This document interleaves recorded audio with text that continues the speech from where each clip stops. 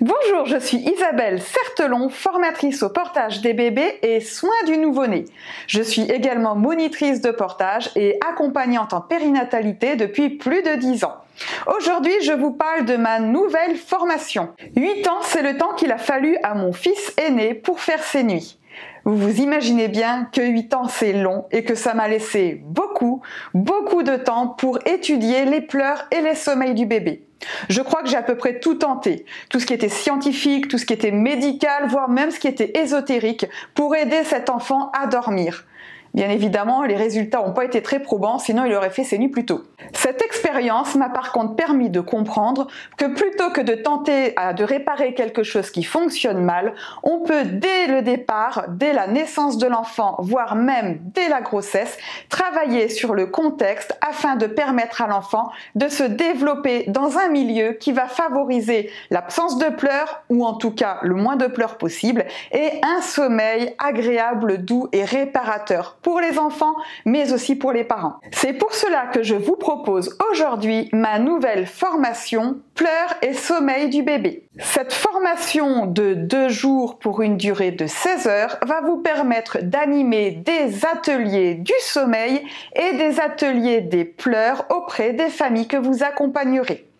Que va-t-il se passer dans cette formation? Eh bien, tout simplement, nous allons, à travers des exercices pratiques et bien évidemment un petit peu de théorie, mais surtout des exercices pratiques, travailler autour du bien-être. Le bien-être des parents, le bien-être des enfants. Comment aménager le quotidien d'un bébé de façon à limiter ses besoins de pleurer et lui permettre le soir d'être suffisamment détendu pour moins pleurer et mieux dormir. Alors certes, ce ne sont pas des solutions miracles, le sommeil d'un bébé est très spécifique, tout autant que ses besoins de pleurer. Là n'est pas une question, ce n'est pas une méthode de coaching pour faire dormir le bébé. Je ne vais pas vous donner des méthodes de dressage pour que le bébé dorme ou arrête de pleurer, mais vraiment je vais vous donner des conseils et des outils pour accompagner les familles pendant cette période très particulière, pour leur permettre de mieux accompagner ces pleurs-là et d'aménager le quotidien du bébé pour que cela soit fait dans la détente, dans le bien-être et permettre au bébé de s'exprimer autrement que par les pleurs. Vous êtes monitrice de portage, doula, accompagnante en périnatalité, professionnelle de santé. Je vais vous proposer des outils directement utilisables dès la grossesse pour commencer à mettre en place un climat paisible qui accompagneront l'enfant les premières semaines, les premiers mois au sommeil et aussi à la communication sans les pleurs. Ce que nous allons voir ensemble dans cette formation. Tout d'abord, le massage, que ce soit un massage par les mains, un massage sonore ou par divers outils. Nous allons étudier ensemble des outils qui vous permettront de masser les enfants, les bébés ou les parents. Ensuite, nous allons travailler autour de méthodes anti-stress. Nous allons nous baser sur les études sur les neurones miroirs, sur les neurosciences.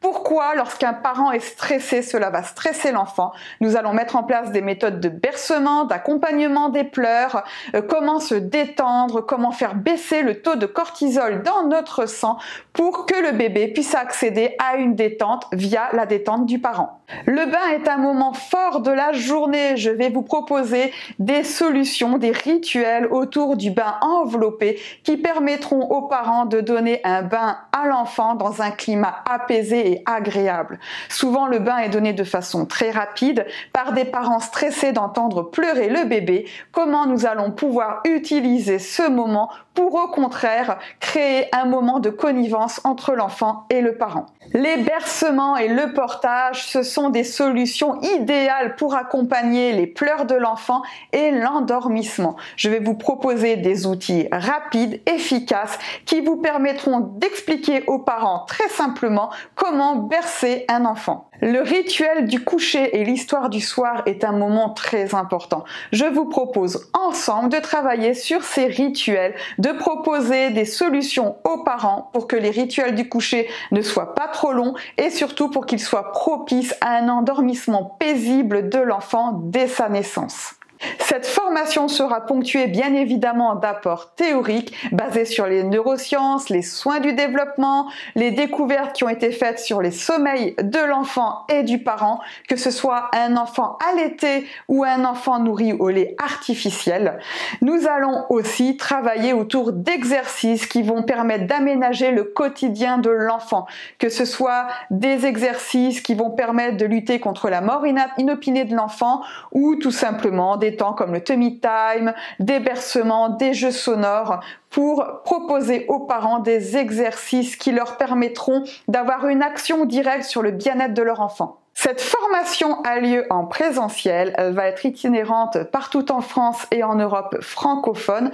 Pourquoi en présentiel? Eh bien tout simplement parce que nous allons vivre ensemble ces expérimentations, ces exercices autour du bien-être et de la détente. Et pour cela, je vais être accompagnée de très nombreux outils, de matériel de puériculture qui vont vous permettre de manipuler et d'expérimenter vous-même ces techniques afin de mieux les transmettre aux parents. Effectivement, à la fin de cette formation, vous serez en mesure d'animer des ateliers du sommeil et du bien-être, des ateliers que vous pourrez proposer aux parents dès la grossesse de la maman. Il existe des formations très spécifiques qui proposent à des stagiaires de devenir coach en sommeil, c'est-à-dire qui vous permettront de travailler auprès de l'enfant qui a manifesté déjà des troubles du sommeil. Ce n'est pas le but de cette formation. Je vous propose de travailler autour vraiment de l'inverse, c'est-à-dire qu'on va travailler autour de l'enfant quand les troubles du sommeil ne sont pas encore installés. Comment aménager le quotidien de l'enfant pour que le sommeil vienne petit à petit, pour que les pleurs se manifestent de moins en moins, tout en permettant à l'enfant de s'exprimer tout simplement et aux parents de se sentir compétents. Je suis vraiment ravie de vous accompagner au sein de cette formation et de partager avec vous plus de 10 ans d'expérience autour de l'accompagnement des familles et du sommeil et des pleurs. Pour vous inscrire, il vous suffit de nous envoyer un mail à formation@cnfpb.fr. Je vous dis à très bientôt.